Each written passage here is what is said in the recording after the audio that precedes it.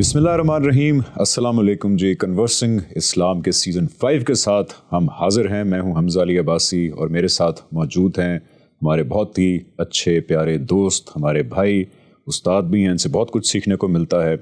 हमारे साथ मौजूद हैं जनाब हसन इलियास साहब। Thank you so much Hasan भाई, आपने दोबारा हमें वक्त दिया। आपका शुक्रिया। मेरा ख्याल है ये सफ़र को 5 साल पर मुहित है। आप हर साल यहाँ आते हैं, सीखते हैं, बहुत मेहरबानी है। मैं यही तवज्जो ऑडियंस को दिलाने लगा था कि हसन भाई का ख्याल था पहले साल के एक प्रोग्राम करेंगे और इनकी हमारे से जान छुट जाएगी, लेकिन ऐसा हुआ नहीं।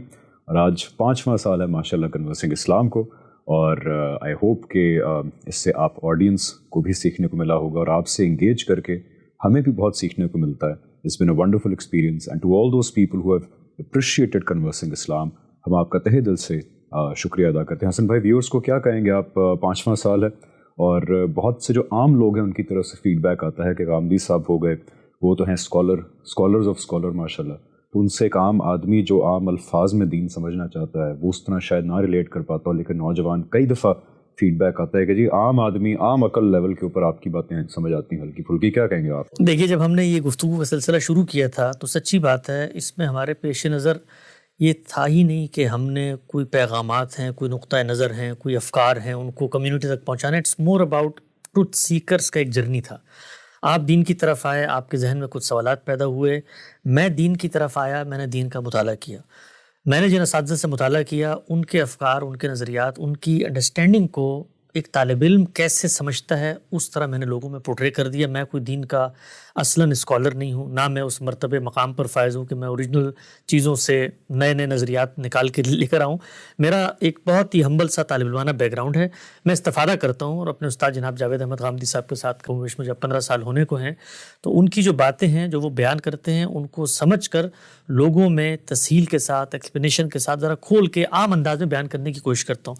तो मेरा ख्याल ये कि हम दोनों ने एक ही जगह से शुरू किया था और इसी जगह पे हमें रहना चाहिए, इसलिए कि जब आप इससे आगे बढ़ जाते हैं तो फिर अपनी कही हुई बात के दिफा में इंसान जीना शुरू कर देता है।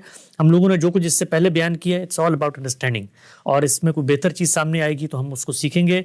कन्वर्सिंग इस्लाम का जो प्लेटफॉर्म है वो तलाश हक़ की जुस्तजू, ट्रुथ सीकिंग का प्लेटफॉर्म है।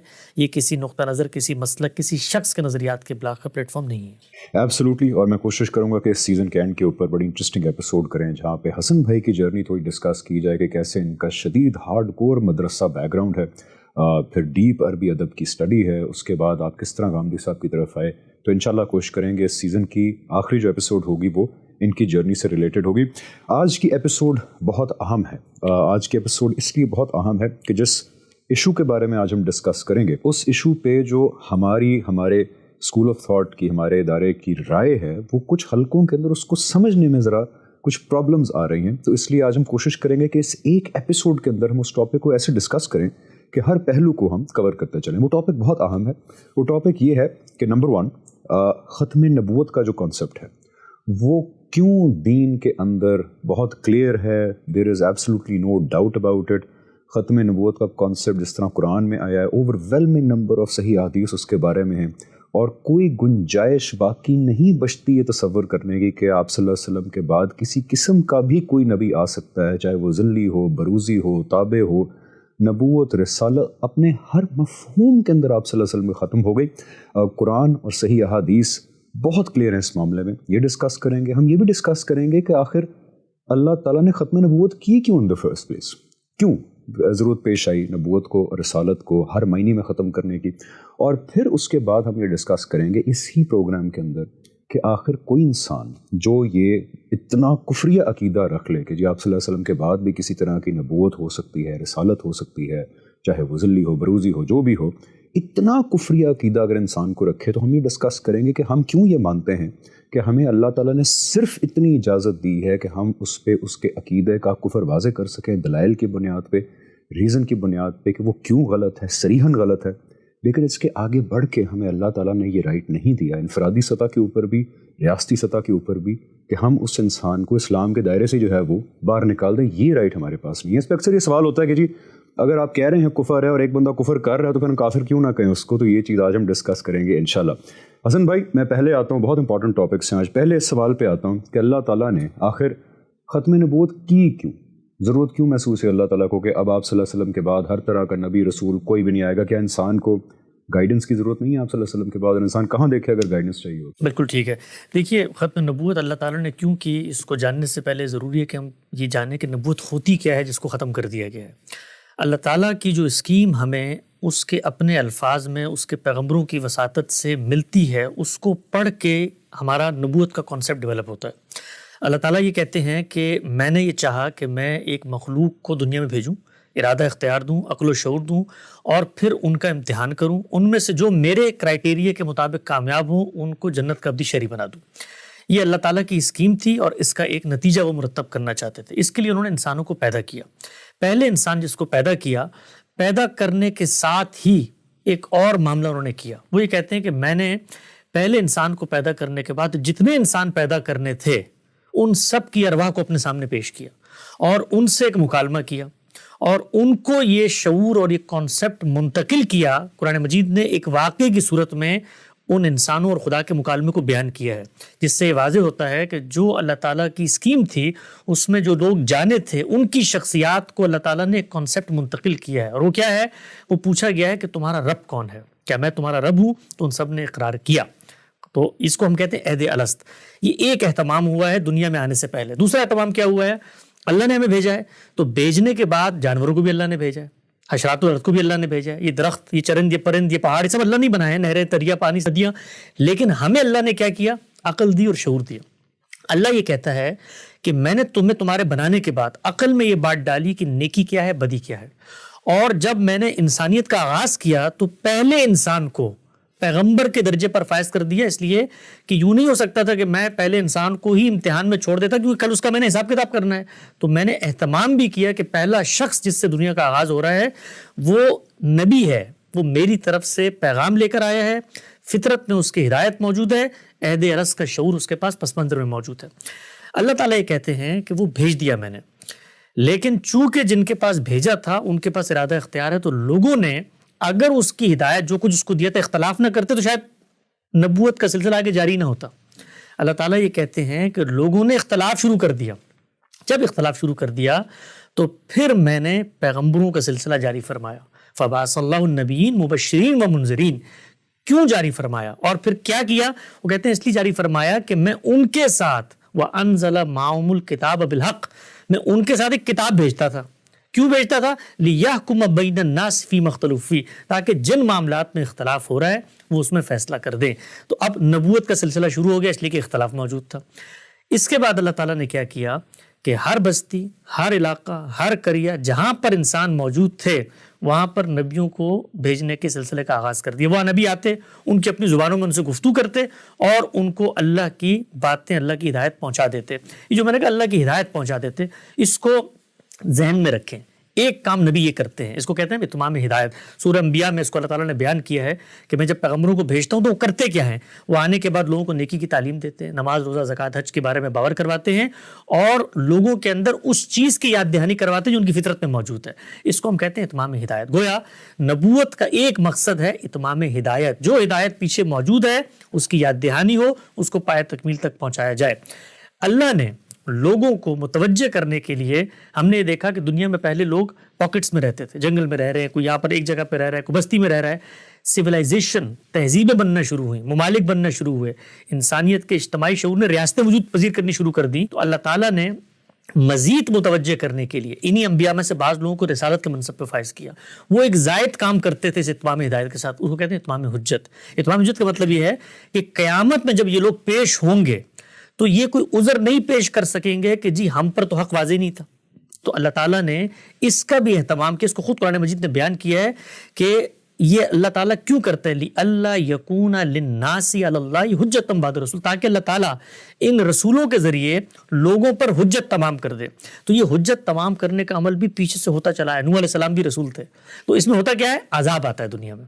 حجت تمام کرنے کا مطلب ہے کہ حق اور سچ کو اس قدر واضح کر دیا گیا رسول کے تھرو لوگوں کے اوپر کہ اس کے اوپر شک کرنے کی کوئی گنجائش باقی ہے، کوئی گنجائش باقی نہیں رہی. اور دنیا میں پیغمبر عدالت لگا لیتا ہے وہ عدالت جو آخرت میں لگنی. اور نبی اور رسول میں غالباً یہی فرق ہے. نبی اور رسول میں دیکھیں 3 فرق ہوتے ہیں. نبی بھی اللہ کا پیغام لے کر آتا ہے, رسول بھی اللہ کا پیغام لے کر آتا ہے, لیکن رسول جو ہے وہ اللہ کا پیغام لانے کے بعد محض منادی کر کے پریچ کر کے چلا نہیں جاتا, بلکہ وہ ایسا کنکلوسیو آرگومنٹ دیتا ہے کہ جس کے بعد انکار کی گنجائش نہیں ہوتی. دوسرا فرق ہے نبی اور رسول. اور تیسرا فرق ہے نبی اور رسول میں کہ وہ چلا نہیں جاتا کنکلوسیو آرگومنٹ دے کر, وہ بلکہ فیصلہ کرتا ہے. روح زمین کے اوپر خدا اترتا ہے اور عذاب نازل ہوتا ہے. لیکن نوح علیہ السلام کے ساتھ یہ ہوا, صالح علیہ السلام کے ساتھ یہ ہوا, شعیب علیہ السلام کے ساتھ یہ ہوا, موسیٰ علیہ السلام کی قوم کے ساتھ یہ ہوا, سیدنا مسیح کی قوم کے ساتھ یہ ہوا, رسول اللہ کی قوم کے ساتھ یہ ہوا. یہ سب رسول تھے. تو رسالت یہ کام کرتی ہے. جب کر دیا جاتا ہے تو اس کرنے میں اوروں کے لیے بھی پیغام ہوتا ہے. یعنی یہ تو کسی ایک علاقے میں ہوگا نا, تو میں کسی دوسرے علاقے میں بیٹھا ہوں تو مجھے بھی یہ خبر پہنچ جاتی ہے کہ یار اتنا بڑا کام ہو گیا وہاں پہ. تو جو اللہ کا اصل مقصد تھا کہ میں ہدایت کی طرف لوٹوں, میں اللہ سے لو لگاؤں, جو میری فطرت میں اللہ نے ہدایات رکھی ان کو پہچانوں, اس کا ابلاغ ہوتا ہے بڑے پیمانے پر. یہ سلسلہ چلتا رہا.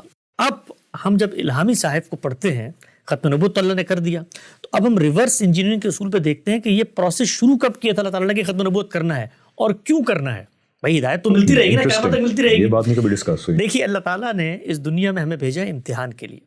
امتحان میں سوالوں کے جواب کیا ہیں یہ تو بتا دیے ہیں, لیکن اگر حجاب اٹھا دیا جائے, پردہ اٹھا دیا جائے, حق کو بالکل کھول کر لوگوں کے سامنے ایسے اشکار کر دیا جائے کہ ان کے لیے انکار کی کوئی گنجائش نہ ہو, تو امتحان خراب ہوتا ہے. آپ مجھے بتائیے کہ دیکھیں یہاں تو پیغمبر جب آتے ہیں تب بھی اتنا پردہ ضرور ہوتا ہے کہ لوگ کہتے ہیں نہیں یہ تو کاہن ہے, نہیں یہ تو شاعر ہے, نہیں یہ تو اصل میں سیلاب آ گیا تھا, نہیں یہ تو اللہ نے نہیں بارش کی تھی, یہ تو پتھروں کا طوفان آ گیا تھا. ہر جگہ پر اللہ تعالیٰ وہ امکان, ایک چھوٹا سا باریک امکان باقی رکھتے ہیں جو انسان تعویل. آپ دیکھیں سیدنا مسیح کے معاملے میں کیا ہوا, یعنی سیدنا مسیح کو اللہ اٹھا کر لے گیا, تب بھی لوگوں کے اندر یہ تردد رہا کہ ہم نے ان کو مارا کہ نہیں مارا. اس لیے قرآن میں آتا ہے نا کہ اللہ کہتے ہیں اگر میں سامنے آ گیا, فرشتے سامنے آ گئے, تو حجاب اٹھ جائے گا اور انکار کی گنجائش ختم ہو جائے گی اور امتحان ختم ہو جائے گا. تو اللہ تعالیٰ نے ایک کام کیا. وہ کام یہ کیا کہ ان کو پتا تھا, وہ تو علام الغیوب ہیں, ان کا علم حکمت بالغہ, جانتے ہیں دنیا کہاں جا رہی ہے. تو دنیا جس طرف آگے بڑھ رہی تھی وہ بڑھ رہی تھی اسٹیبلش ریکارڈڈ ہسٹری کی طرف, اور اس کے بعد جو حقائق ایک شخص ایک جگہ پہنچا رہا ہے وہ دوسری جگہ اسی قطعیت اسی یقین سے پہنچ سکتے ہیں. تو اللہ تعالیٰ نے وہ حجاب بھی برقرار رکھنا ہے, اور جو مقصد تھا پیغمبر کو بھیجنے کا کہ ہدایت پہنچ جائے اس کا بھی اہتمام کرنا ہے. تو یہ دونوں چیزیں کب ہوں گی اس کا فیصلہ اللہ نے 4000 سال پہلے کیا. 4000 سال پہلے اللہ کی اسکیم ختم نبوت کی شروع ہوتی ہے, جس وقت انہوں نے جو پرانی اسکیم تھی بستی بستی پیغمبر بھیجنے کی اس کو روک دیا, اور امام الرسل جناب سیدنا ابراہیم کا انتخاب کیا, اور ان کو دنیا کے وسط میں لا کر آباد کر دیا, اور فیصلہ یہ کیا کہ اب میں ایسی 2 قوموں کو تشکیل دوں گا, ایسی 2 نسلیں وجود پذیر ہوں گی جو کام پیغمبر تنہا کھڑے ہو کے کرتا تھا, پوری کی پوری قوم وہی کام کر رہی ہوگی. تو اس کا نتیجہ کیا نکلے گا, جب قوم وہ کام کرے گی تو قوم ہمیشہ نسلوں میں وہ کام کرتی ہے, وہ اسٹیبلش فیکٹ بنتا ہے, وہ آگے منتقل ہونا شروع ہو جائے گا. تو اب جب منتقل ہونا شروع ہو جائے گا تو دنیا تاریخ کے دور میں داخل ہو رہی ہے, تو نہ میرا حجاب اٹھے گا نہ میری ہدایت رکے گی. یہ اسکیم تھی جس کا اللہ تعالیٰ نے آغاز کیا, لیکن آغاز کس میں کیا؟ انسانوں میں. تو اب انسانوں کو قوم بننا ہے, قوم نے ذمہ داری اٹھانی ہے, اس قوم کا اپنا امتحان ہے. تو ہم نے یہ دیکھا کہ 2 قوموں کا انتخاب ہوا, بنی اسرائیل اور بنی اسماعیل. بنی اسرائیل اپنی ذمہ داری کو اٹھانے میں ناکام ہو گئے. جب وہ ناکام ہو گئے تو آپ یہ دیکھیے کہ اس قوم پر اتمام حجت کرنے کے لیے کہ تمہیں میں نے قیامت تک کی ذمہ داری دے کے بھیجا ہے, اللہ تعالیٰ نے غیر معمولی واقعے کے سیدنا مسیح کو بھیجنے کی صورت میں آپ یہ دیکھیے وہاں حجاب اٹھتے ہوئے نظر آتے ہیں. بھائی بن باپ کے بندہ پیدا کر دیا, وہ بندہ مردوں کو زندہ کر رہا ہے, برس کے مریضوں کا علاج کر رہا ہے, تاکہ لوگوں کو توجہ ہو کہ یار یہ کتنا غیر معمولی کام ہے. بچپن میں بول پڑے گئے, ہمارے میں نبوت کا دعویٰ کر دیا, تب بھی وہ قوم نہیں مانی. دوسری طرف دوسری قوم کون سی تھی؟ بنی اسماعیل. بنی اسماعیل ایک لمبے عرصے تک خدا کے اسی پیغام کو لے کر کھڑی رہی. دنیا کے وسط میں خدا کا معبد تعمیر ہوا, لوگوں کو اس کی طرف لانے کا اہتمام کیا گیا, یہ سب کچھ ہوا, لیکن وہاں بھی شرک پیدا ہو گیا. اب جب شرک پیدا ہو گیا تو اللہ تعالیٰ نے یہ فیصلہ کیا کہ یہ جو میری اسکیم تھی, اس اسکیم میں ایک پہلو تو لوگوں نے اپنے عمل سے ناکام کر دیا, دوسرے میں ایک پہلو باقی تھا کہ اس قوم کو میں توجہ دلاؤں, اس قوم میں آخری پیغمبر مبعوث کروں.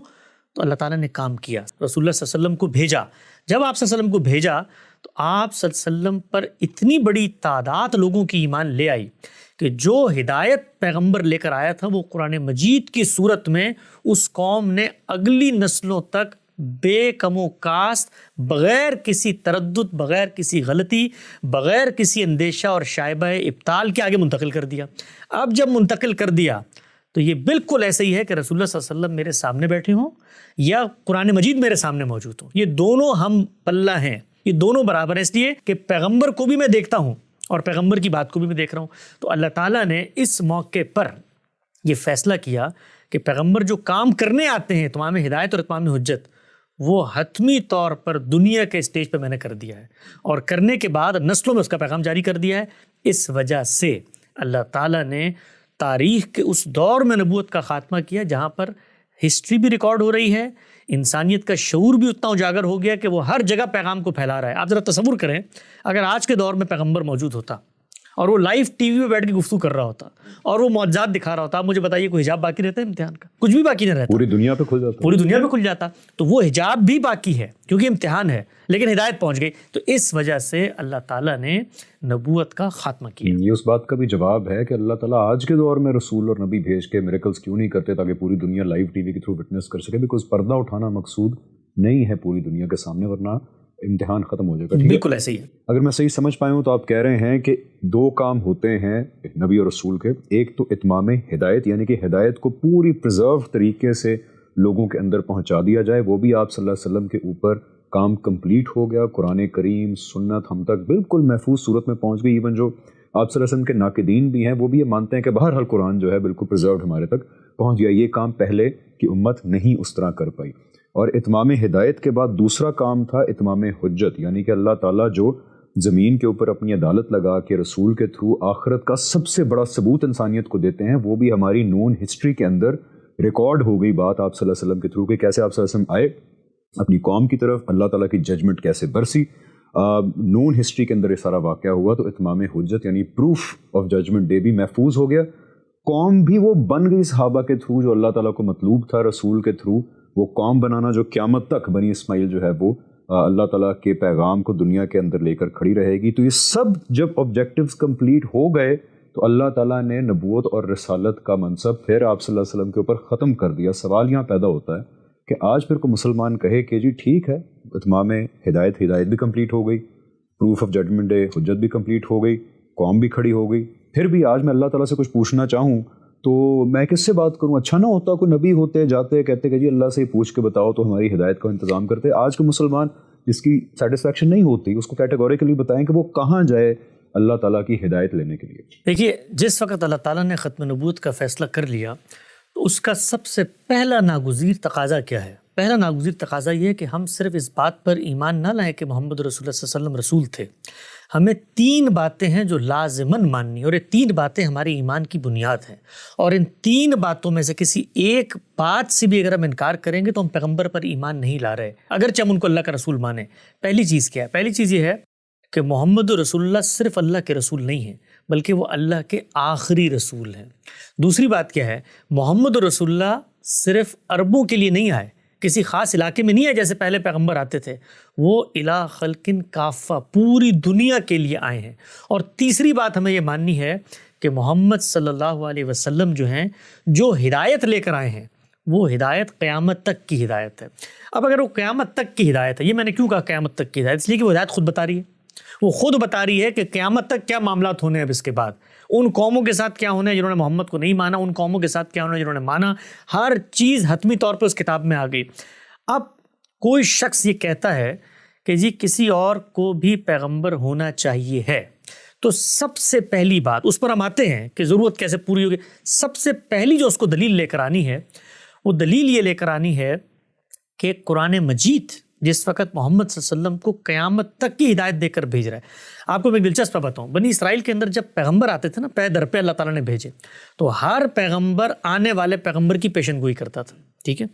بنی اسماعیل میں تو یہ سلسلہ ہوا نہیں، سیدنا اسماعیل کے بعد رسول اللہ صلی اللہ علیہ وسلم پہلے پیغمبر ہیں، لیکن قرآن مجید نے چونکہ آپ کو قیامت تک کی ہدایت دے کر بھیجا ہے تو اب یہ ناگزیر تقاضا ہے کہ جس پیغمبر نے رسول اللہ کے بعد آنا ہے اس کا ذکر قرآن مجید میں ہو. بالکل جس طرح کے پہلے ہم دیکھتے ہیں کہ بہت کلیئرلی آپ صلی اللہ علیہ وسلم کے بارے میں حضرت عیسیٰ پیشن گوئی کر رہے ہیں کہ میرے بعد جو ہے پیراکلیٹ کا ورڈ استعمال کیا، میرے بعد وہ آئے گا، اس کے منہ کے اندر اللہ اپنا کلام ڈالے گا، وہ ہدایت کا باعث بنے گا. اس سے پہلے پھر حضرت موسیٰ پریڈکٹ کر رہے ہیں کہ بنی اسرائیل کے بھائیوں کے اندر وہ نبی آئیں گے جن کے منہ میں اللہ اپنا کلام ڈالے گا.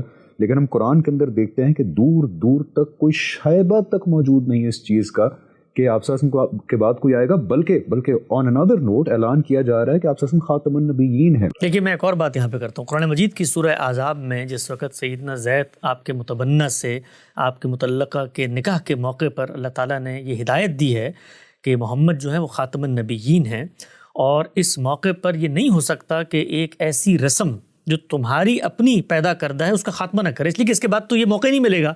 اس موقع پر وہ ہدایت آئی ہے. میں آپ کو دین کے ایک دیانتدارانہ انداز میں طالب علم کی حیثیت سے ایک بات عرض کرتا ہوں. اگر قرآن مجید کی سورہ احزاب میں یہ آیت نہ ہوتی، بالفرض آپ ایک منٹ کے لیے مان لیں، تب بھی اگر کوئی شخص آگے بڑھ کے یہ کہتا ہے نا کہ کسی شخص کو ذلی نبی ہونا چاہیے تھا، بروزی نبی ہونا چاہیے تھا، کسی کو تابع نبی ہونا چاہیے تھا، ہدایت جاری ہونے، اس کو مثبت دلیل لا کر دینی تھی قرآن سے، کہ قرآن مجید یہ بتاتا کہ محمد صلی اللہ علیہ وسلم قیامت تک کی ہدایت ہم نے آپ کو دی ہے، اس کے بعد اگر کوئی گنجائش باقی ہے تو وہ گنجائش آپ نے قرآن میں لا کر دکھانی ہے. میں آیت نہ بھی ہوں میرے پاس تب بھی یہ بالکل واضح ہے کہ جب ہدایت قیامت تک کی ہے تو اللہ تعالیٰ کو پھر بتانا چاہیے نا بھائی قیامت سے پہلے بھی پیغمبر آئیں گے. یہ تو اس کی ہدایت کا تقاضا ہے. آپ سمجھ رہے ہیں نقطے؟ یعنی اگر قرآن مجید کے اندر یہ آیت نہ بھی ہو تب بھی قرآن کی آیت کو یہ بات بتانی ہے کہ جو ہدایت محمد ہم تمہیں دے رہے ہیں یہ وقتی ہدایت ہے. بلکہ ایک اور آیت بھی ذہن میں آ گئی، اللہ تعالیٰ کہہ رہے ہیں کہ آج ہم نے تمہارے دین کو مکمل کر دیا ہے، الیوم اکملت لکم دینکم واتممت علیکم نعمتی. یہ سب کچھ کر دیا. تو یہ بات تو ہماری امت کا، ہماری ملت کا مشترکہ حافظہ ہے. اس کے اوپر تو کوئی سوال ہی نہیں ہو سکتا کہ رسالت مآب صلی اللہ علیہ وسلم کے رخصت ہونے کے بعد روئے زمین پر کوئی شخص پیغمبری کا دعویٰ بھی کر سکتا ہے. ہم اس پہ ہنسیں گے، ہم مذاق سمجھیں گے اس بات کو، اس لیے کہ دین نے بتانا تھا پیغمبر آنا ہے. دین تو کہہ رہا ہے قیامت تک کی حتمی اطاعت اور قول فیصل اور میزان اور فرقان اور حکم اور معین، یہ سب کچھ لا کے میں نے دے دیا. تو بھائی قرآن مجید میں وہ آیتیں کہاں ہیں جن میں یہ لکھا گیا ہو کہ بھائی یہ ہدایت اس وقت تک کے لیے ہے جب تک میں اگلا پیغمبر نہیں بھیج دیتا.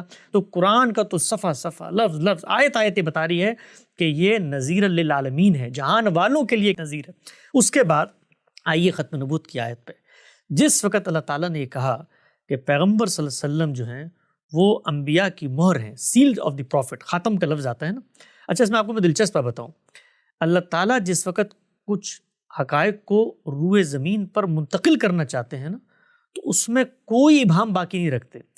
وہ لوگ کہ جنہوں نے اس زمین پر پیغمبر صلی اللہ علیہ وسلم کے رخصت ہونے کے بعد ذلی، بروزی، تابع، غیر تشریعی نبی ہونے کا دعویٰ بھی کیا، ان میں سے کوئی ایک بھی اس آیت کے مفہوم میں خرابی نہیں پیدا کر سکتا.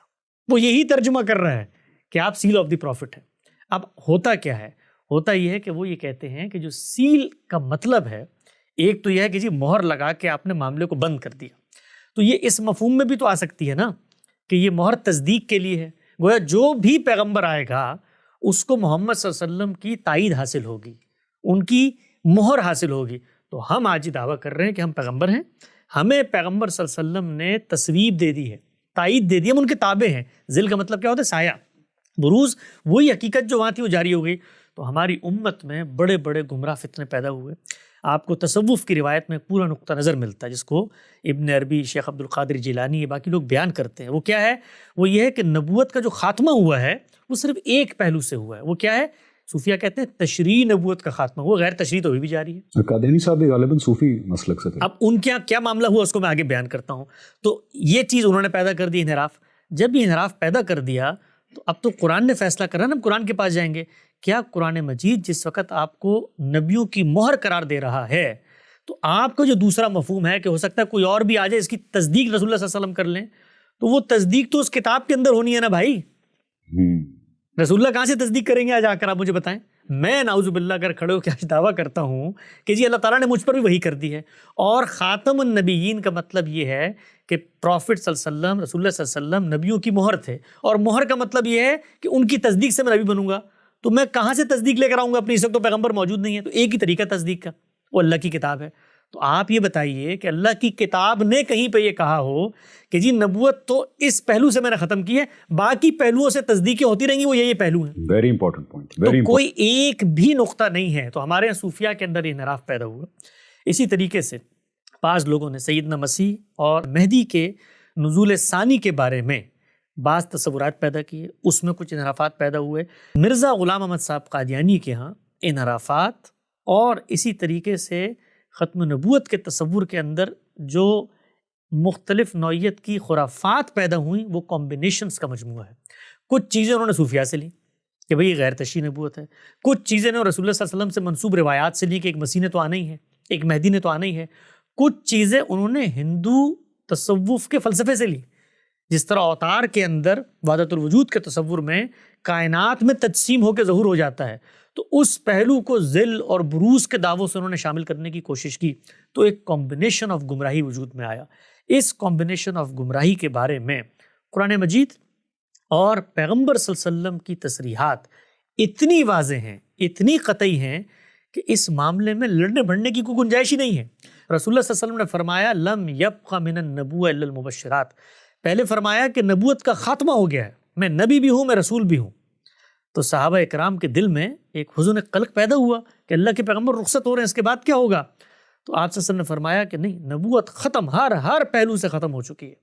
ہاں تمہارے اندر یہ قلق ہے نا کہ اللہ تعالیٰ تم سے کیسے کوئی معاملہ کر سکتے ہیں، کوئی روشنی دکھا سکتے ہیں نا، یہ بڑے لوگوں کا سوال ہوتا ہے، ہر آدمی کا سوال ہوتا ہے. انہوں نے کہا یہ پہلو تو بند ہو گیا. کیوں بند ہو گیا؟ اس لیے بند ہو گیا کہ رابطے کا جو مقصد تھا وہ مقصد میں پورا کر چکا ہوں بھائی. قرآن مجید میں نے تمہیں دے دیا، اب اس کو پڑھو تو رابطہ بحال ہے.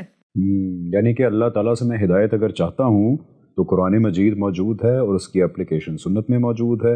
اگر اور بھی کسی کو ڈیٹیل چاہیے ہو تو آپ صلی اللہ علیہ وسلم کے متعلق جو ہسٹوریکل ریکارڈ ہے، حدیث کا ریکارڈ ہے، اس کے اندر اپلیکیشن اور ڈیٹیلز موجود ہیں. تو یہاں سے جو ہے انسان کو ہدایت پانے کی کوشش کرنی چاہیے. اب یہی تا قیامت ذرائع ہیں، اب کوئی ڈائریکٹ رابطے کی گنجائش جو ہے رابطہ اگر آپ نے کسی مقصد سے کرنا ہے تو رابطہ تو کرنا ہے ہدایت لینے کے لیے. تو ہدایت تو میں تمہیں دے کر جا رہا ہوں. اب یہ خواہش کہ اللہ تعالیٰ تمہیں زندگی میں کبھی کوئی اشارہ دے دیں، کبھی کوئی غیر محسوس رہنمائی کر دیں، تو یہ سلسلہ اللہ حی و قیوم ہستی ہے، وہ کائنات کو چلا رہا ہے، وہ تدابیر امور کر رہا ہے، وہ کرتا رہے گا یہ کام.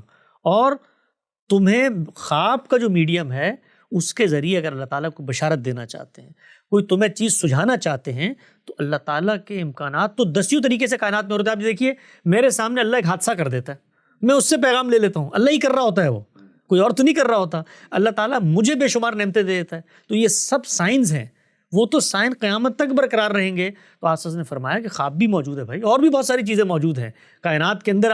اللہ تعالیٰ کی نعمتیں ہیں، حادثات ہیں، تقریبات ہیں، قوموں کا عروج و زوال ہے، قرآن مجید کی پیشن گوئیاں ہیں، رسول اللہ صلی اللہ علیہ وسلم نے دین کی جو وہ سب چیزیں میرے ایمان کے ازدیاد کا باعث بنتی ہیں.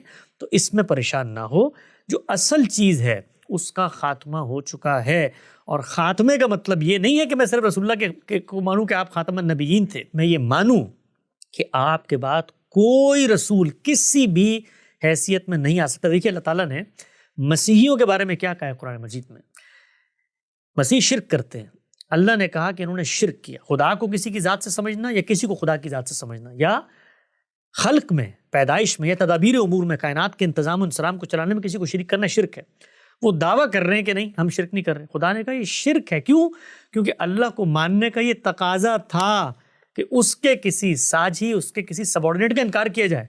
یہ نہیں ہو سکتا کہ میں کہوں میں اللہ کو مانتا ہوں اور سیدنا مسیح اس کے بیٹے ہیں. اسی طریقے سے ختم نبوت پر آپ کا ایمان نہیں ہوگا اگر آپ یہ مانیں کہ رسول اللہ صلی اللہ علیہ وسلم کے بعد کسی نہ کسی پہلو سے حقیقت محمدیہ کا ظہور ہو جائے گا، کسی نہ کسی پہلو سے غیر تشریعی نبی آ جائیں گے، کسی نہ کسی پہلو سے ذلی بروزی اور اس طرح کے تصورات ہم پیدا کر لیں. یہ ختم نبوت اس وجہ سے ہم مرزا غلام احمد صاحب قادیانی ہوں یا کوئی اور دنیا میں شخص ہو، آج ہے، کل ہے، ماضی میں گزرا یا پیدا ہوگا، ان سب کے اس طرح کے دعووں کو کھلا کفر کہتے ہیں. یہ کوئی مولویانہ فتویٰ نہیں ہے بھائی جو ہمارے چھوٹی چھوٹی بات پہ لوگ کفر فسق کا فرق.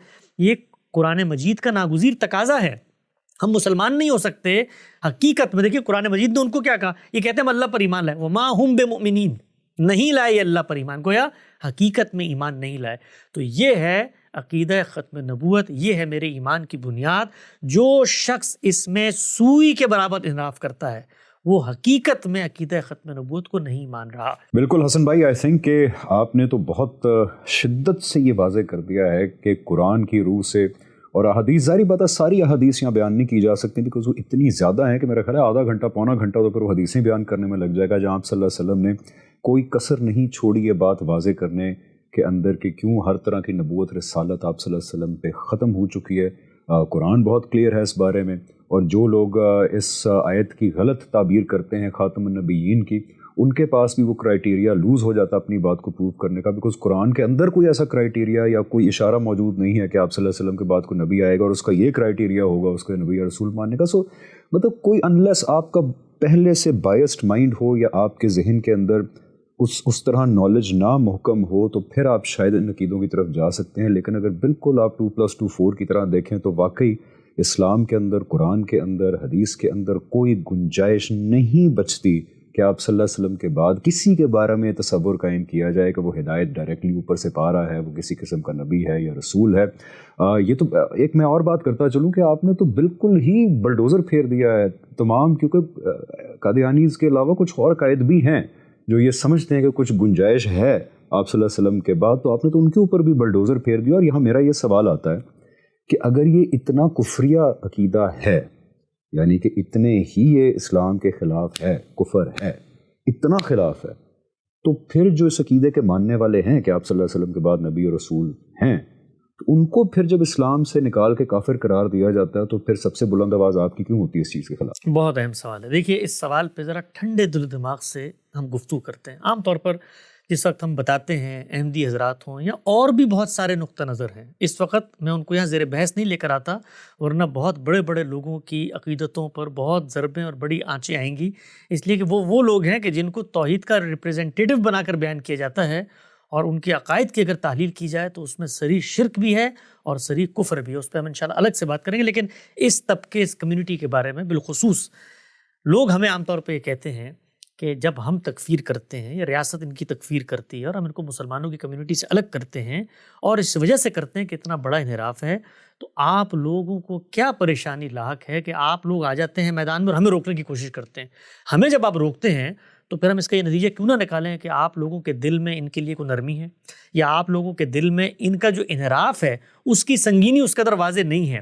تو میں بہت ہی ہمبل طالب علمانہ انداز میں بات کو سمجھیں، اس کے بعد اختلاف کرنا ہے اختلاف کریں. ہمارا پرابلم کیا ہے اس پرابلم کو میں آپ کو سمجھاتا ہوں. یہ تو واضح ہو گیا کہ یہ کھلا کفر ہے، اس میں کوئی انکار کی گنجائش ہی نہیں ہے. یہاں تک ہم نے کہہ دیا کہ کوئی اس تصور میں ادنا انحراف پیدا کرتا ہے تو حقیقت میں وہ ختم نبوت کا قائل ہی نہیں ہے. یہ سب کچھ ہو گیا. اس کے بعد ہمیں 2 چیزیں دیکھنی ہیں. پہلی چیز یہ دیکھنی ہے کہ میں دنیا میں کیا اختیارات لے کر آیا ہوں بطور انسان کی. اللہ تعالیٰ نے اس دنیا میں پیغمبروں کو جب مبعوث کیا تو مبعوث کرنے کے بعد جو مخاطبین تھے ان کے بارے میں ایک اسکیم آف تھاٹ ہے جس کو اپنی کتابوں میں منتقل کیا ہے. وہ کیا ہے کہ پیغمبر کا انکار کرو گے تو سزا ملے گی. ٹھیک ہے. اب یہ ناگزیر تقاضا ہے کہ پیغمبر کے سامنے جو مجرمین ہیں ان کی تعین کی جائے، بتایا جائے کہ بھئی یہ مجرم ہے، انہوں نے انکار کیا ہے اور اب ان کے اوپر عذاب کا کوڑا برسے گا. گویا وہاں پر تکفیر کرنا بھی، اور اگر کوئی خود کافر ہو کر کھڑا ہوا ہے تو اس کے اوپر سزا کا اطلاق کرنا بھی ناگزیر تقاضا ہے. تو پیغمبروں کے باب میں تو یہ ہونا ہے عمل. یعنی کہ رسول کیونکہ دنیا کے اندر اللہ کی عدالت بن کے آتا ہے اپنے مخاطبین کے لیے، اور رسول کا انکار کرنے والوں کو دنیا کے اندر سزا دی جانی ہے، اس لیے ضروری ہے کہ رسول کے جو امیجیٹ مخاطبین ہیں ان کے اندر تکفیر کی جائے، بتایا جائے کہ یہ کافر ہیں اور ان کو کفر کی بنیاد پہ سزا دی جائے. یہ رسول کی امیجیٹ آڈینس کے لیے بالکل ایسے ہی. اب دیکھیے جو رسول اللہ صلی اللہ علیہ وسلم کی امیجیٹ آڈینس تھی یا کسی بھی پیغمبر کی امیجیٹ آڈینس تھی، آپ ان کے بیانات کو نکال کر پڑھیں. قرآن مجید نے حکایت کی، ہم نے 23 اعتراضات کی سیریز میں تکفیر پہ کوئی 15-20 گھنٹے گفتگو کر کے وہ تمام مقامات پیش کی ہیں.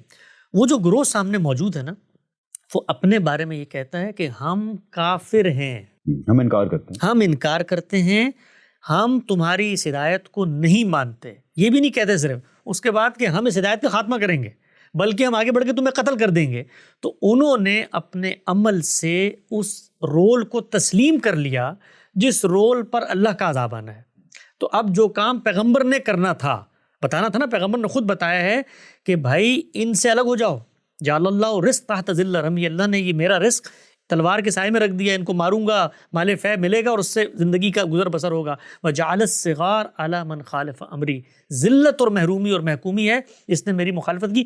من تشبہ بقوم فہو منہ، ان کی شباہت بھی اختیار کی، انہی میں سے ہو گئے.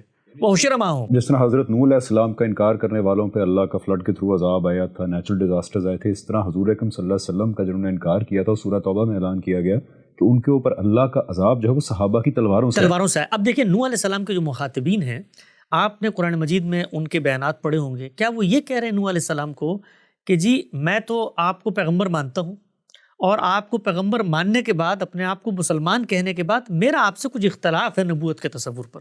کیا وہ یہ کہہ رہے ہیں؟ رسول اللہ صلی اللہ علیہ وسلم کے مخاطبین یہ کہہ رہے ہیں. آپ صلی اللہ علیہ وسلم کے سامنے جو مشرکین عرب موجود ہیں، کیا وہ یہ کہہ رہے ہیں؟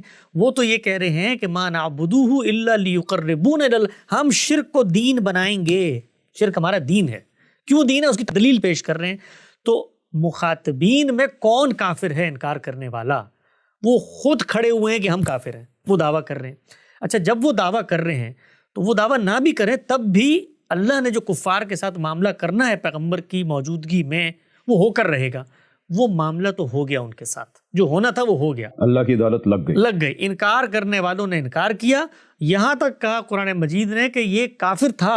اقرار بھی، جس وقت تلوار منہ پہ آ گئی اور یہ اس وقت کہتا ہے کہ مجھے امان دو، میں بات سننا چاہتا ہوں، الگ کر دو اس کو، اس لیے کہ وہ اپنے بیان میں اب کافر نہیں رہا. وہ یہ کہہ رہے کہ میں انکار کرنے والا. جو شخص ہے اس کا دعویٰ معتبر ہوگا. اگر وہ منافق ہے تو ان کے لیے اللہ تعالیٰ نے الگ کیٹیگری بنا دی. بھائی وہ بتا دیا کہ دل میں نفاق ہے. کیا ان کے ساتھ وہی معاملہ کیا جو کفار کے ساتھ کیا؟ کیوں نہیں کیا؟ کیوں نہیں کیا گیا؟ اس لیے کہ وہ اپنے دعوے میں، اپنے ظاہر میں وہاں نہیں کھڑے ہوئے تھے جہاں کفار کھڑے ہوئے تھے. تو پہلی بات جو میں نے کی وہ یہ کہ یہ دنیا میں میرا رول کیا ہے. اگر تو میں پیغمبر صلی اللہ علیہ وسلم کی جماعت اور صحابہ کی جماعت میں کھڑا ہوا ہوں جن کے ساتھ اللہ کی خاص سنت کا ظہور ہونا تھا، تو میں اس خدمت میں آگے بڑھ کے تعین کا کام کروں، اور اس میں مجھ سے اگر کوئی غلطی ہو جائے تو اللہ تعالیٰ مجھے بتا دے. یہ کام میں نے کرنا نہیں ہے. دوسری بات، جن لوگوں کے ساتھ کرنا تھا وہ تو انکار کی جگہ پر خود کھڑے ہوئے تھے. اب میں کون ہوں اور یہ کون ہے؟ میں اس وقت ایک ایسا مسلمان ہوں جس کو جو بھی حق ایکسرسائز کرنا ہے اس کی تصویر پہلے اللہ سے چاہیے. مجھے قرآن مجید نے کسی شخص کے مشرک ہونے کے، کسی شخص کے کافر ہونے کا فیصلہ کرنے کی کوئی اتھارٹی ابھی نہیں دی. پیغمبر کو دی تھی، اس کی جماعت کو دی تھی، مجھے نہیں دی. تو ہمیں سب سے پہلے جو سوال پیدا ہوتا ہے وہ یہ کہ وہ قرآن مجید کا حکم نامہ لے کر آئیے ہمارے پاس، جس میں مجھے اللہ تعالیٰ یہ کہے کہ تم نے اب وہ فیصلے کرنے ہیں جو پیغمبر کر کے گیا تھا.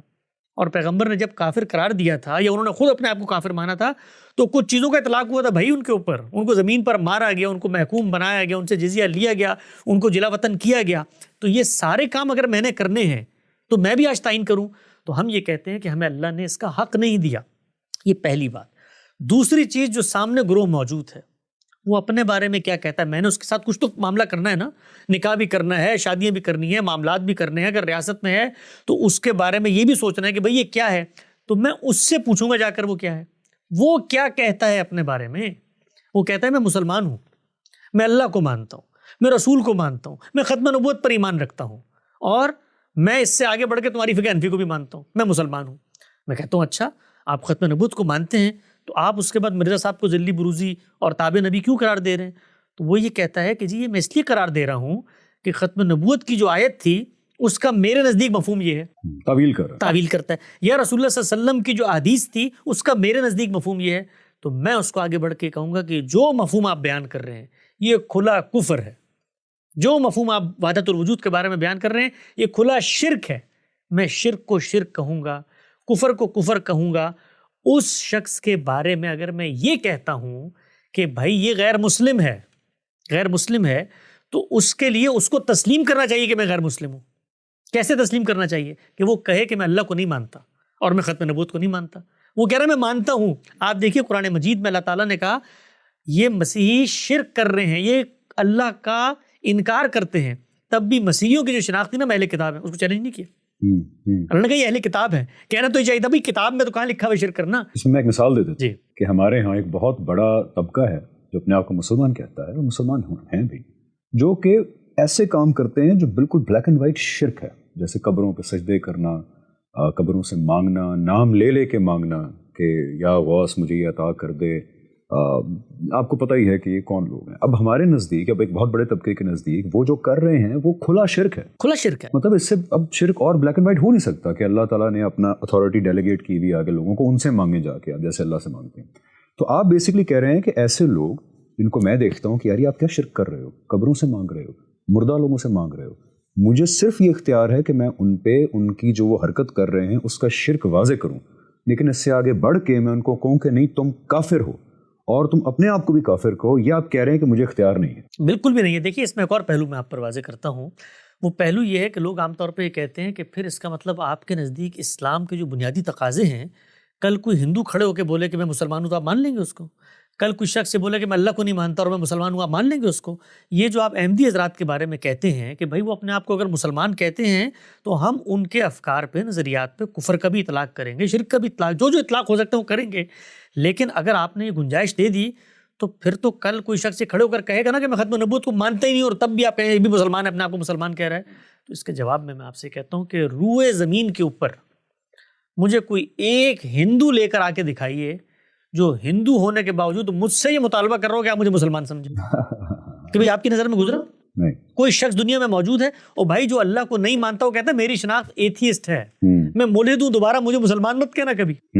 کوئی شخص جو ختم نبوت کو نہیں مانتا، کبھی آپ نے دنیا میں یہ دیکھا کہ کوئی شخص میرے پاس آئے اور آ کر یہ کہے کہ میں ختم نبوت کو بطور عقیدہ نہیں مانتا، اب بھی آپ مجھے مسلمان تسلیم کریں؟ وہ کون بے وقوف ہوگا جو یہ کام کرے گا؟ ہر شخص جو ختم نبوت کے نظریے کے اندر کوئی خرابی پیدا کرتا ہے وہ پہلا اقرار پتہ کیا کرتا ہے؟ میں ختم نبوت کو مانتا ہوں. کیونکہ اگر یہ کہہ دے کہ میں ختم نبوت کو نہیں مانتا تو اس کے بعد مسلمانوں کی جماعت میں شامل ہونے کی اس کے پاس خود ہی کوئی بنیاد نہیں باقی رہتی. وہ میرے پاس آ کیوں رہا ہے؟ جب وہ اللہ کو نہیں مانتا، اللہ کے رسول کو نہیں مانتا، اور رسول کو ماننے کا تقاضا یہ ہے کہ ختم نبوت کو مانا جائے، تو دنیا کے اندر ایسا بیوقوف روئے زمین پہ کوئی نہیں پایا جاتا جو میں، یہ ایسے ہی ہے کہ کل کوئی مسلمان کہے مسیحیوں کو کہ آپ مجھے مسیحی مانے اس لیے کہ میں صحیح نہیں سے کوئی مانتا ہوں. کوئی مسلمان کہے گا یہ؟ کیوں کہے گا کہ مجھے مسیحی مانو؟ وہ کہے گا میں مسلمان ہوں. تو دنیا میں یہ کہیں نہیں ہوتا. اور یہ جو لوگ ہیں یہ اپنے آپ کو مسلمان کہتے ہیں، یہ قرآن کو اللہ کی کتاب سمجھتے ہیں، یہ رسول اللہ صلی اللہ علیہ وسلم کے بارے میں کہتے ہیں ختم نبوت بھی ہو گیا ہے، ہم تابع ہیں ان کے، ہم ذل ہیں ان کا، ہم غیر تشریعی ہیں. یہ سب کی سب لغویات ہیں ہماری نظر میں، کھلا کفر ہے ہماری نظر میں. لیکن ہم ان لوگوں پر غیر مسلم ہونے کا تب اطلاق کریں گے کہ جس وقت وہ یہ کہیں کہ ہم غیر مسلم ہیں، ختم نبوت کو نہیں مانتے، اب مرزا صاحب ہمارے لیے سب کچھ آؤ جو کرنا کر لو. کیا وہ یہ کر رہے ہیں؟ وہ کہہ رہے ہیں ہم ہیں مسلمان، ہم مسلمان ہیں، ہم ختم نبوت کو مانتے ہیں. وہ یہ کہتے ہیں کہ بھائی تمہارے پورے ختم نبوت کے تصور کو ماننے کے باوجود مانتے ہو نا سیدنا مسیح نے آنا ہے، تو ہمارا والا مسیح مسیح ہے، ہمارا والا جو ہے وہ مہدی موعود ہے، ہمارا والا جو ہے وہ ذل ہے، بروز ہے جو تمہارے صوفیہ مانتے ہیں. 10,000 کانسیپٹس کو ہماری روایت میں سے لا کے بتا رہے ہوتے ہیں. آپ کو میں ایک اور بات بتاتا ہوں. لوگ عام طور پہ یہ کہتے ہیں کہ جو صوفیہ حضرات ہیں ہمارے، ان کے بھی بڑے انحرافات ہیں، غیر تشریعی نبوت کی بھی وہ بات کرتے ہیں، لیکن انہوں نے کبھی اپنے بارے میں نبوت کا دعویٰ نہیں کیا، لفظ نہیں سنا، لفظ کبھی استعمال نہیں کیا. میں ایک طالب علم کی حیثیت سے اس دعوے کی تحقیق کرنے گیا. آپ یقین جانیں، میری اینیمیٹڈ ویڈیوز ہیں اس کے بعد، یہاں لنک ڈسکرپشن میں آئے گا، لوگ اس کو دیکھیں. وہ عبارتیں ان کی اپنی زبانی میں نے نقل کی ہیں. شیخ ابن عربی، شیخ عبد القادر جیلانی کی وہ عبارت کہ اے گروہ انبیاء تمہیں کیا دیا گیا؟ یہ نبوت دی گئی ہے، ہمیں جو کچھ دیا گیا ہے وہ تمہیں دیا ہی نہیں گیا. اس کی تعویل کرتے ہیں. اور کیا کہتے ہیں؟ وہ کہتے ہیں کہ جب یہ کہا گیا نا اے گروہ انبیاء، تو اس سے ایک مراد شیخ کی یہ ہو سکتی ہے کہ گروہ انبیاء سے انبیاء اولیاء مراد ہیں. اولیاء کے بھی انبیاء، اولیاء کے انبیاء مراد ہیں. یعنی کہ شیخ عبد القادر جیلانی اپنے حلقہ اولیاء کے انبیاء سے مخاطب ہیں، اور ان کو کہہ رہے ہیں کہ مجھے جو کچھ دیا گیا تمہیں وہ دیا ہی نہیں گیا. اور آپ مجھے بتائیے کہ اور کیا ہوگی؟ وہاں ذل تھی، ایک جگہ بروز تھی، ایک جگہ تابع نبوت تھی، ایک جگہ غیر تشریعی نبوت تھی، ایک جگہ پہ یہ صورت ہے کہ انبیاء اولیاء کی اصطلاح ہے. تو ہر جگہ پر آپ کو انحراف ملے گا. لیکن نعوذ باللہ من ذالک، میں شیخ عبد القادر جیلانی کے بارے میں یہ کہوں گا کہ کافر ہے، یا ان کے سامنے کبھی انہوں نے یہ کہا کہ میں عقیدہ ختم نبوت کو نہیں مانتا؟ نہیں، ہر جگہ پر تعویل ہے. اچھا، اب جب ہم صوفیہ کی بات کرتے ہیں تو لوگ یہ کہتے ہیں یہ مرزا کو گنجائش دینے کی بات کر رہے ہیں. بھائی گنجائش دینے کی بات نہیں کر رہے، ہم یہ کہہ رہے ہیں کنسسٹنٹ رہو. تم رہو کنسسٹنٹ. جس وقت وحدت الوجود کا نظریہ آپ سوچیں, اللہ تعالیٰ نے قرآن مجید میں کہا کہ سیدنا مسیح ایک شخصیت ہے نا, انہوں نے خدا کا جسدی ظہور قرار دیا تو یہ مشرک ہیں. آپ کہتے ہیں پوری کائنات خدا کا جسدی ظہور ہے اور وجود کسی کا حقیقی مان لو تو شرک ہے. یہ شرک اس سے بڑا کیا ہوگا؟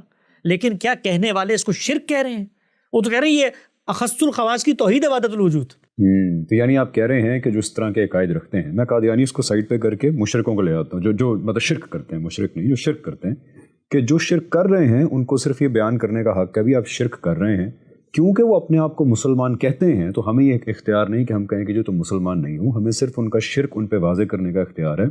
اب کیا وہ مسلمان تھے, نہیں تھے, اسلام کے دائرے سے خارج ہو گئے, یا اللہ تعالیٰ ان کی غلطی کو کہیں مطلب ان کو کوئی چھوٹ دے دیں گے, کچھ معافی ہو جائے گی, یہ سارے معاملات قیامت کے دن پتہ لگیں گے. ہمیں دنیا کے اندر وہ اختیار نہیں دیا گیا. ہمارا اختیار صرف اتنا ہے کہ ان کے اوپر ان کے عقیدے کا کفر بار بار واضح کریں, اور جو وہ اپنے بارے میں دعویٰ کر رہے ہیں اس دعوے کی تردید میں, یعنی وہ کہتے ہیں میں مسلمان ہوں, تو میں اس سے کیا کہوں گا بھائی اگر مسلمان ہوں تو عقیدہ ختم نبوت کو ویسے مانو جیسے ماننے کا حق ہے. یہی کہوں گا نا, یا میں یہ کہوں گا کہ تم جھوٹ بول رہے ہو, تم مسلمان ہو, تم تو ختم نبوت کے عقیدے کو مانتے نہیں, تو آگے سے کیا کہے گا؟ وہ کہے گا میں اپنے بارے میں دعویٰ کر رہا ہوں میں مانتا ہوں, آپ کس اصول پہ دعویٰ کر رہے ہیں کہ میں نہیں مانتا؟ میں کہوں گا دیکھو مجھے ظاہر میں نظر نہیں آ رہا, وہ کہتا آؤ میں تمہیں بتاتا ہوں کیسے, میں اس کی تعویل کرے گا. تو اب گفتگو جائے گی مکالمے میں. جیسے وہ جو کھلا شرک کر رہے ہیں وہ بھی تعویل کرتے ہیں, ہم شرک نہیں کرتے. جو قبروں میں سجدہ کرتے ہیں وہ تو اپنے آپ کو توحید کے چیمپئنز کہتے ہیں, تو وسیلہ بن رہا ہے, تو توسل ہے, تو یہ چیزیں ہر جگہ پہ تعویل ہوتی ہے. تو ہم یہ کہتے ہیں کہ یہ جتنے منحرفین ہیں عقیدہ ختم نبوت میں ادنیٰ انحراف کفر ہے, کھلے کفر کے مرتکبین ہوتے ہیں. اپنے بارے میں کیا کہتے ہیں کہ ہم کفر کر رہے ہیں, جب وہ کہتے ہیں کہ ہم کفر نہیں کر رہے تو اب ہم نے ان سے مکالمہ کر کے ان کو دعوت دینی ہے, ان کو یہ بتانا ہے, آپ نے حکم ہی لگانا ہے نا جو اللہ نے آپ کو نہیں اختیار دیا.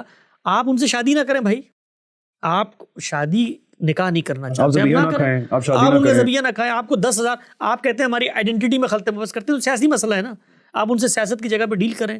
لیکن میں جب اس سے یہ مطالبہ کرتا ہوں کہ تم اپنے آپ کو غیر مسلم کہو, یہ بالکل ایسے ہی. آپ ذرا تصور کریں, لوگ عام طور پہ سمجھتے نہیں ہیں, دیوبندیوں کو, ہمارے جو دیوبندی علماء ہیں ان کے اوپر سب سے پہلے جو تکفیر کی گئی ہے بر صغیر میں وہ بریلوی اکابر علماء کی جانب سے کی گئی ہے, اور وہ کیا ہے کہ یہ گستاخ رسول ہے.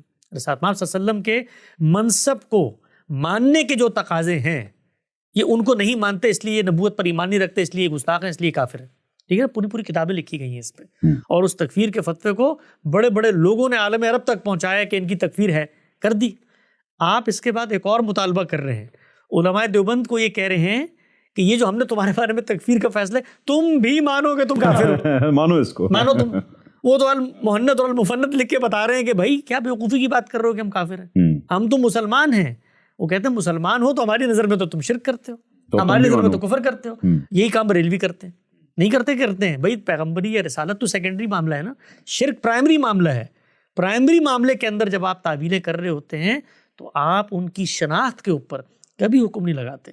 تو اس وجہ سے ہم لوگ یہ کہتے ہیں کہ اس گروہ کو کچھ کہنا ہے تو جا کر کہو کہ تم عقیدہ ختم نبوت کو حقیقت میں نہیں, وہی بات کہو جو قرآن مجید نے کہی ہے, وما ہم بمؤمنین, تم ختم نبوت کے عقیدے کو نہیں مانتے, کہو جا کر آپ, کوئی مسئلہ نہیں. لیکن آپ کہیں تم غیر مسلم ہو, تو وہ کہے گا میں مسلمان ہونے کا دعویٰ کر رہا ہوں, تم میرے بارے میں کیسے حکم لگا سکتے ہو؟ نہیں لگا سکتے. یہ حکم لگانے کا اختیار ہمیں اللہ نے نہیں دیا.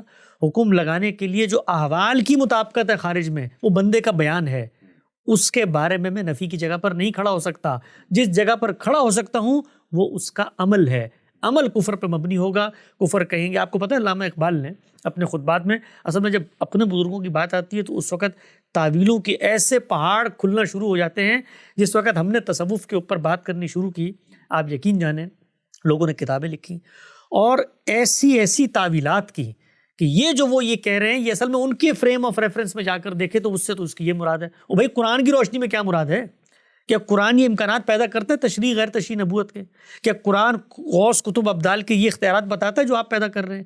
کیا قرآن یہ بتاتا ہے کہ پیغمبر کے بعد کائنات کی زمام لوگوں کو دے دی جائے گی؟ اچھا ان کو ایک طرف کریں. یہ شیعہ حضرات کیا کرتے ہیں, یعنی پیغمبر صلی اللہ علیہ وسلم کے بعد وہ کہتے ہیں کہ قیامت تک اللہ تعالیٰ نے ریاست کا حکمران کیا ہوگا اس کا فیصلہ کر دیا, اور وہ معصوم عن الخطا ہے. یعنی پیغمبر کے منصب کے بعد ایک پورا منصب تخلیق کر دیا. اور کہتے ہیں باقی صحابہ نے اس فیصلے کو تسلیم نہیں کیا. کتنا بڑا حکم لگایا جائے. یہ ختم نبوت کا انکار ہے کہ نہیں حقیقت میں؟ بھئی اللہ کا پیغمبر جب چلا گیا معاملہ ختم ہو گیا, آپ ہی دعویٰ کر رہے ہیں, پھر ہمارے صوفیاء دعویٰ کرتے ہیں, پھر ہمارے یہاں بڑے بڑے فلاسفر دعویٰ کرتے ہیں. آخرت کو آپ مانیں گے تو اس کے کچھ تقاضے پیدا ہوں گے نا. علامہ اقبال کہتے ہیں یہ دنیا ہی آخرت ہے, یہی احوال ہے, یہی جنت جہنم ہوگا. تو قرآن کا تو انکار ہو گیا. تو اب جو لوگ کہتے ہیں نا کہ جی چور تو یہ نہیں کہہ رہا کہ میں نے چوری کی ہے, وہ کہتے ہیں ہم نے چور کو بٹھا کے ثابت کیا کہ تم نے چوری کی ہے, اب تو آپ مانیں نا. یعنی ہم جب یہ کہتے ہیں کہ بھائی جنہوں نے چوری کی ہے, لوگ کہتے ہیں نا کہ چور کو تو چوری کہیں گے نا, تو وہ چور کہتا ہے میں نے چوری نہیں کی. اس کے جواب میں علماء کہتے ہیں نہیں, ہم نے بٹھا کر ثابت کر دیا ہے. بھائی آپ نے کیا ثابت کیا ہے؟ وہ تو آج تک نہیں مان رہے ہم نے چوری نہیں کی. وہ تو آپ نے یہ ثابت کیا کہ آپ کے نزدیک عقیدہ ختم نبوت سے انحراف ہو گیا. یعنی کہ آپ نے ثابت کر دیا کہ اس نے چوری کی ہے, پھر بھی وہ کہہ رہا ہے کہ میں نے چوری نہیں کی. اب جج آئے گا اور جج ہی فیصلہ کرے گا, اور جج تو قیامت کے دن آئے گا. قیامت کے دن آئے گا. وہ جو کہتے ہیں نا پارلیمنٹ نے فیصلہ کر دیا, وہ پارلیمنٹ پہلے استقرار حق لے کر آئے اللہ تعالیٰ سے. کہ پارلیمنٹ کو یہ حق دیا کس نے, لوگوں کو دنیا کے اندر یہ فیصلہ کرا, یہ حق اللہ نے دیا, اس کے بعد جمہوریت نے دیا. نیشن اسٹیٹ کے اندر اس طرح ہم لوگوں کے کفر و ایمان کا فیصلہ کرتے ہیں. اب ایک سوال ہے یہاں پہ, اور میرے آخری 2 سوال رہ گئے, اس کے بعد ہم اختتام کی طرف جاتے ہیں. یہاں سوال یہ ہے کہ بالکل ٹھیک ہے, یہ بات مان لی کہ ہر مسلک کے کچھ ایسے عقائد ہیں جس کے بارے میں دوسرا مسلک یہ کہتا رہا ہے ہسٹوریکلی کہ ان عقائد کی بنیاد پہ اسلام کے دائرے سے باہر ہیں. ایک بہت بڑی تاریخ ہے فتووں کی بھی, تکفیر کی بھی. اب کچھ میرا خیال ہے مسلمانوں کو ٹھنڈ پڑ گئی ہے ماڈرن زمانوں کے اندر, لیکن ایک بہت بڑی تاریخ ہے جہاں پہ ہر مسلک دوسرے کی تکفیر کرتا رہا ہے. لیکن یہاں پہ آرگومنٹ یہ کیا جاتا ہے کہ جہاں پہ قادیانیوں کی بات ہے, احمدیوں کی بات ہے, تو وہاں پرنسپل یہ انووک کیا جاتا ہے کہ جی یہ ان کے معاملے میں تو ساروں نے مل کے تکفیر کر دی ان کی, سب کہہ رہے ہیں کہ یہ کفر ہے. تو اس سچویشن کے اندر پھر کیوں نہ, اگر سارے کہہ رہے ہیں تو کر دیا جائے. تو کیا یہ پرنسپل ٹھیک ہے کہ اگر میجورٹی ایک گروپ آف پیپل کو کہے کہ ان کا عقیدہ کفری ہے تو ان کو اسلام سے باہر کیا جا سکتا ہے؟ پرنسپل ٹھیک ہے؟ کہیں قرآن میں یہ پرنسپل بیان کیا گیا یا کہیں اور؟ اگر یہ پرنسپل بطور پرنسپل مان لیا جائے تو اس وقت دنیا کی اکثریت جو مسیحیوں پر مبنی ہے وہ سارے مسلمانوں کو یہ کہہ رہی ہے کہ تمہارا جو پیغمبر تھا جھوٹا پیغمبر تھا. تو مان لیں گے ہم اس بات کو؟ یعنی اکثریت کی بنیاد پر, اور وہ کہیں کہ تم بھی مانو اس بات کو, اکثریت کی بنیاد پر حق و باطل کا فیصلہ ہوتا ہی نہیں ہے. اکثریت کی بنیاد پہ جب غلط بھی فیصلہ ہو جائے تو اس کو مانا جاتا ہے. ہم مانتے ہیں اس وقت قائدینوں سے ہم شادی کرتے ہیں؟ نہیں کرتے. ہم اس وقت جب آئی ڈی کارڈ لینے جاتے ہیں وہاں لکھتے ہیں, سب کچھ مانتے ہیں کیونکہ فیصلہ کر دیا. فیصلہ غلط بھی ہو تب بھی مانا جاتا ہے. لوگ عام طور پہ کہتے ہیں نا کہ جی یہ پارلیمنٹ کا فیصلہ خدا کا فیصلہ نہیں ہوتا. خود علماء دوسری جگہ رو رہے ہوتے ہیں کہ پارلیمنٹ کو اختیار نہیں ہونا چاہیے, جی کل یہ ہم جنس پرستی کو جائز قرار دے دے گی. یہ تھوڑی ہو سکتا ہے کہ لوگوں کو ہم اختیار دے دیں. تو لوگوں کا کوئی بھی اختیار جنہوں نے ایکسرسائز کیا ہے اس سے اختلاف بھی ہو سکتا ہے. اس پر ہم یہ تو ضرور کہیں گے کہ جب فیصلہ ہو گیا تو انارکی پیدا نہیں کریں گے. تو یہ جو معاملہ ان کے ساتھ ہوا نا کہ سب نے مل کر کیا, تو یہ ٹھیک ہے کہ سب نے مل کر کیا, لیکن یہ سب کو مل کر کرنے پر جو مجبور کرنے والی قوت ہے وہ بھی یہ خود ہے. یعنی احمدی حضرات, میں نے پچھلے دنوں ایک انٹرویو میں کہا کہ ان لوگوں نے اس چیز کا آغاز کیا ہے, پہلے نام الگ کیا. یہ جتنے باقی لوگ تھے ان کے انحرافات پائے جاتے تھے, لیکن یہ لوگ سیاست میں بھی آئے, انہوں نے الگ خطہ ارض حاصل کرنے کی بھی کوشش کی. کہہ رہے ہیں کہ احمدیز نے پہلے تکفیر کر دی. احمدیز تکفیر, لوگ عام طور پہ کہتے ہیں جی وہ محمد حسین بٹالوی ایک عالم تھے, اہل حدیث عالم تھے, انہوں نے جو ہے اس کا آغاز کیا تھا انفرادی سطح پر. تو آج ہمارے اوپر 10 لوگوں نے تکفیر کے فتوے لگائے ہوئے, ہر مولوی پہ. بھائی دو علماء دیوبند میں بھی تو تکفیر ہوئی ہے. کہنے سے مراد یہ تھی کہ منظم سطح پر تکفیر. کیا کسی ادارے نے, اس زمانے میں مسلم لیگ موجود ہے, اس زمانے میں دارالعلوم دیوبند موجود ہے, اس زمانے میں جمعیت علماء ہند موجود ہے, جو مسلمانوں کی سیاسی قیادت ہے, ان لوگوں نے تکفیر کی. ایک شخص نے اٹھ کر فتوے کا آغاز کیا, اس نے لوگوں سے دستخط لے لیے. علماء شروع میں ان کے بارے میں یہی رائے رکھتے تھے کہ یار یہ تصوف ہے, یہ کچھ ہندو فلسفہ مل گیا ہے, کچھ اس طرح سے ابن عربی کی چیزیں ہیں, یہ ملا جلا کے ایک شخص جو ہے اس طرح کے انحرافات کر رہا ہے, اس کو اگنور کیا جائے. لیکن ان لوگوں نے آگے بڑھ کر نہ صرف یہ کہ اس چیز کو کہ جی عقیدہ ختم نبوت میں انحراف پیدا ہو گیا, کچھ زائد معاملات شروع کر دیے, جس وجہ سے کہتے ہیں نا, علامہ اقبال نے بھی کہا کہ رسول اللہ کو ان کی گدی سے اتاری خود بیٹھنا چاہتے ہیں. یعنی اپنی بیگمات کو ازواج مطہرات کا نام دینا شروع کر دیا, اپنے ساتھیوں کو صحابہ کرام کہنا شروع, یعنی وہ تابع نبوت بھی نہیں رہی, ذرا اس سے 2-4 کلومیٹر آگے بڑھنے کی کوشش کی.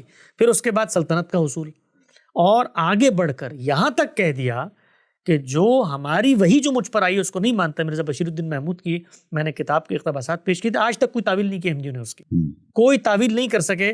وہ لوگ کہہ رہے ہیں اس وقت کہ جی یہ تو وہ یہ بات کر رہے ہیں جو فقہ کے اندر آتی ہے کفر دون الکفر، مطلب آپ مسلمان ہوتے ہوئے کسی کفر کا ارتکاب کر دیں تو وہ اتنا بڑا کفر نہیں ہے کہ آپ دائرہ اسلام سے خارج۔ یہ نہیں کہہ رہے میرے صاحب بشیر الدین محمود، وہ اپنی کتاب آئینہ صداقت میں یہ کہہ رہے ہیں کہ یہ وحی کا انکار ہے، یہ وحی کے انکار والا کفر ہے، یہ فقہ کا وہ کفر دون کفر نہیں ہے۔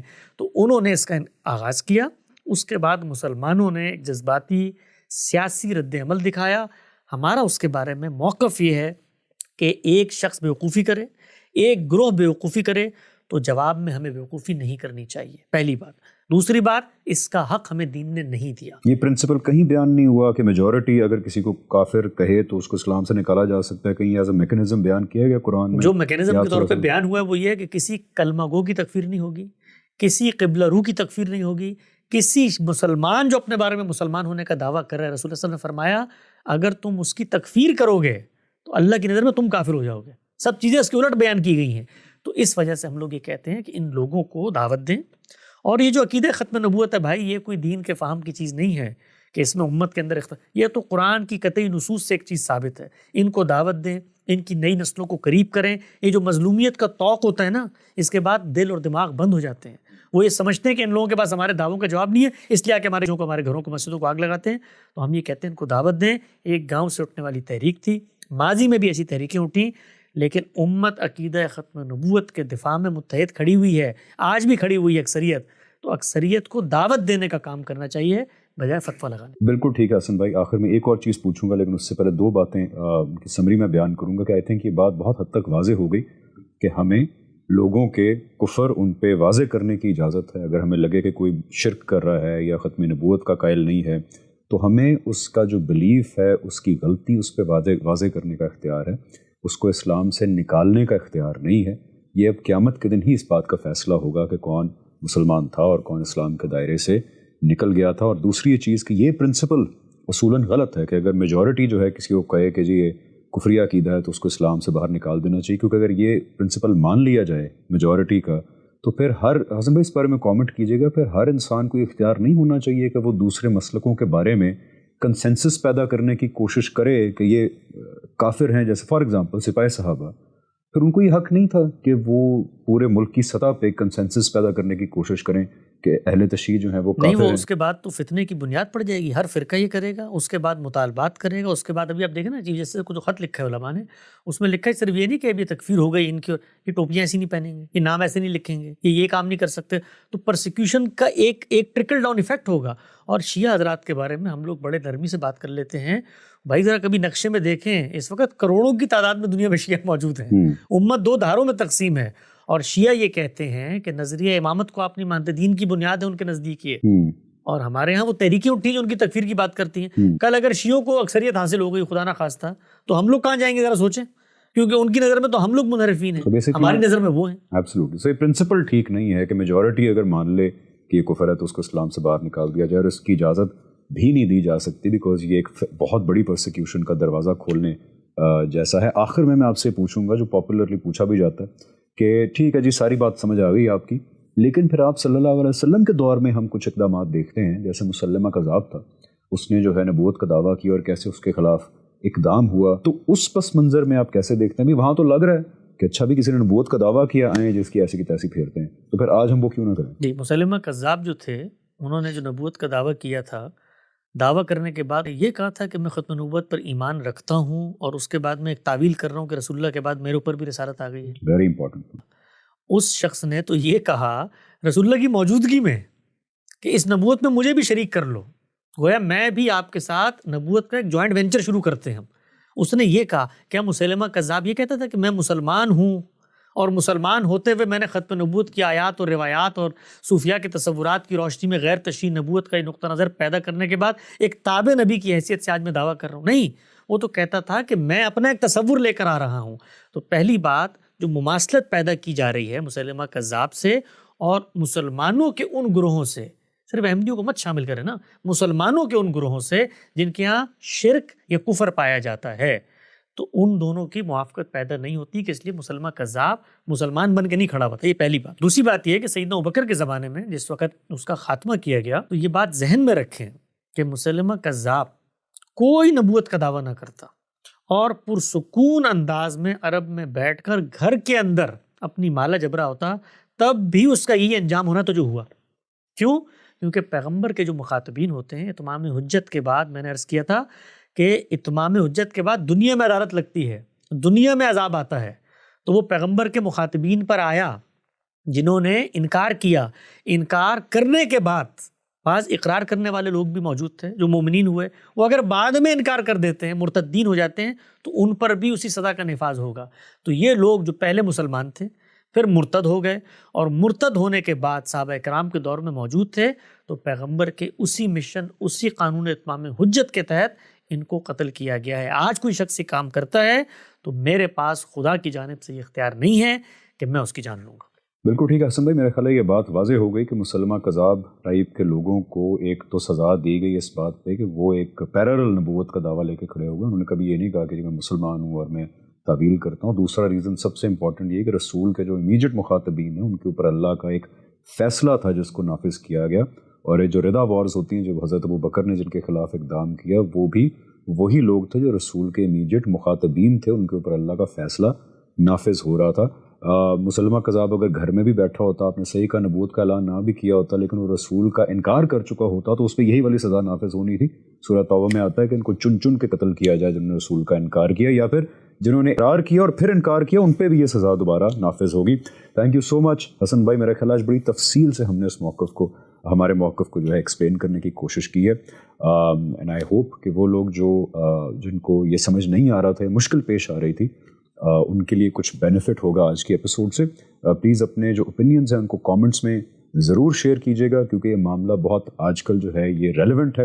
اس بارے میں اگر کچھ مزید کلیریفیکیشنز کی ضرورت پڑی تو انشاءاللہ اس کو بھی ہم اپنا موضوع ضرور بنائیں گے۔ حسن بھائی thank you so much, and انشاءاللہ see you in the next episode.